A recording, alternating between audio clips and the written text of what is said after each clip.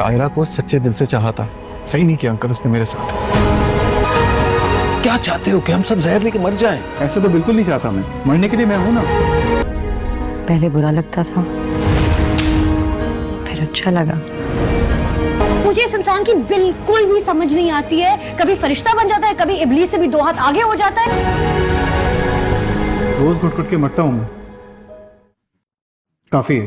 मैं तंग हो गई हूँ इस इंसान। मैं जानती हूँ कि कामयाब भी ऐबों से भरा।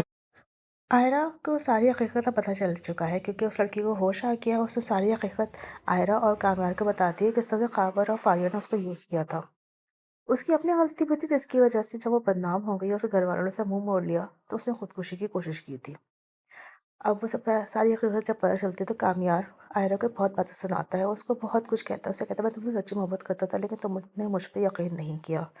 अब आयरा बहुत रोती है, वो बहुत पछताती भी है कि उसने क्या कर दिया है।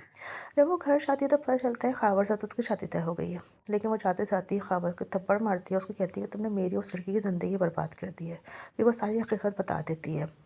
उसके वालिद जो होते हैं खाबर, उसकी माँ को घर से बाहर निकाल देते हैं। फिर आयरा के वालिद साहब उससे कहते हैं अगर तुम चाहती हो तो मैं उससे बात करता हूँ, हम सब मिलकर उससे माफ़ी मांग लेंगे। लेकिन वो यही कहती है, जब वो सब कुछ कह रहा था, हमसे माफ़ी मांग रहा था, हमसे बात बताने की कोशिश कर रहा था, हमने उसकी बात सुनी नहीं, अब हमारी माफ़ी को कबूल करेगा। क्योंकि जब उसने उसे कॉल करने की कोशिश करी थी तो उसने उसको ब्लॉक कर दिया था। वो जानती है कि वो उससे बात करना नहीं चाहता।